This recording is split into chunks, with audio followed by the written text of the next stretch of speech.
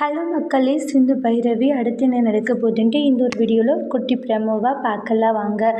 ரொம்பவே ஃபீல் பண்ணுறாங்க பைரவி இருந்துட்டு, யார் இவன், எதுக்காக இப்படி இடிச்சிட்டு போகிறான் அப்படின்னு சொல்லிட்டு.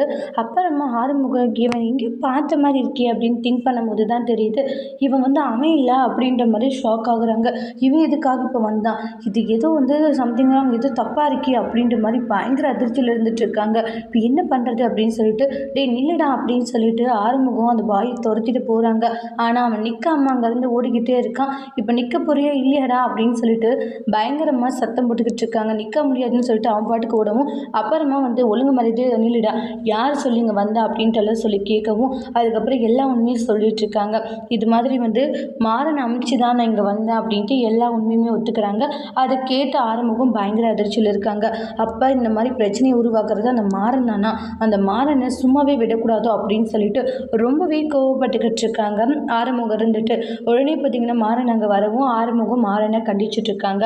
இங்கே பாரு, உன்னால என் பொண்டாட்டிக்கு என் தங்கச்சிக்கு ஏதாச்சும் இது தப்பு நடந்துச்சு, அப்புறம் நான் உன்னை சும்மாவே விட மாட்டேன் அப்படின்றாங்க. டேய், உன் தங்கச்சியை கல்யாணம் பண்ண போகிறது சம்பத்து தான் அப்படின்னு பிரச்சனை பண்ணவும் கோவப்பட்டு சண்டை போடுறாங்க. அதோட இந்த பிரம முடிச்சிருக்காங்க. தேங்க்யூ.